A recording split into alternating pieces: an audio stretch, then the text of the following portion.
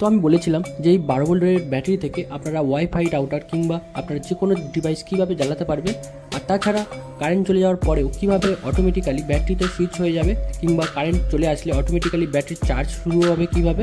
তো তার জন্য একটা সিম্পল প্রসেস আপনাদেরকে বলতে চলেছি, যেটা আপনারা ঘরে যে কেউ বানাতে পারবেন। তো তার জন্য কী করতে হবে দেখুন, আমি এখানে একটা লাইট জ্বালিয়ে দেখাবো। লাইট কানেক্ট করে দিয়েছি। এরকম একটা চার্জার কিনে নেবেন, যেটা দেখুন এটা ডিসি 12 ভোল্ট, কিন্তু অ্যাকচুয়ালি এর পাওয়ার থাকে 14 ভোল্টের উপরে। তো এটা 2 এম্পিয়ারের এরকম একটা চার্জার কিনে নেবেন, যেটা অটো কাট সিস্টেম থাকবে, যেটা অটোমেটিক্যালি ব্যাটারি ফুল চার্জ হয়ে গেলে যে পাওয়ার দেওয়া বন্ধ করে দেয় এরকম একটা চার্জার কিনে নেবেন। তাছাড়া আমরা এখানে যে বিএমএস ব্যবহার করেছি, ওই বিএমএসেরও সেম সিস্টেম থাকে। এখানে এর ফুল চার্জ হয়ে গেলে অটোমেটিক্যালি চার্জ নেওয়া বন্ধ করে দেয়।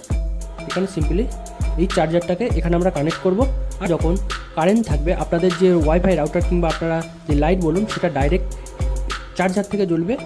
আর এটাকে ঠান্ডা রাখার জন্য আপনারা সিম্পলি এরকম একটা 5 ভোল্টের বোর্ড নিয়ে নেবেন, যেটা এর ব্যাটারির কাছ থেকে এর 230 ভোল্টের ইনপুট থাকবে এইভাবে। আর এরকম একটা সিম্পলি ফ্যান ব্যবহার করবেন, যেটা এই ব্যাটারির চার্জারকে ঠান্ডা রাখতে পারে।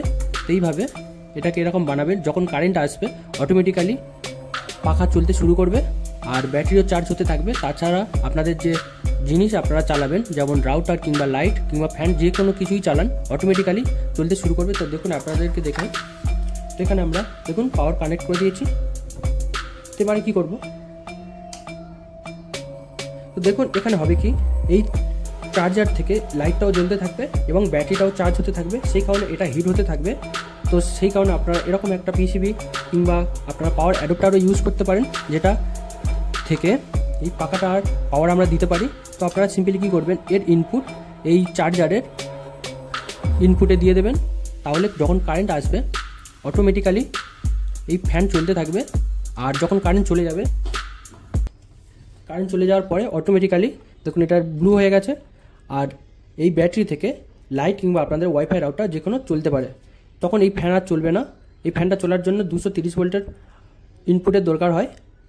তো তাছাড়া এই ব্যাটারি যখন আপনাদের চলতে থাকবে, কারেন্ট আসলে অটোমেটিক্যালি এর চার্জ হতে থাকবে। তো আপনারা সিম্পলি ঘরে এরকম একটা প্রসেস বানাতে পারেন খুব সহজেই। তো আজকের ভিডিও এই নিয়ে ছিল, কেমন লাগলো অবশ্যই বলবেন। আর আপনারা খুব সহজে এটা বানাতে পারবেন। আর এরকম ভিডিওর জন্য অবশ্যই সাবস্ক্রাইব করবেন।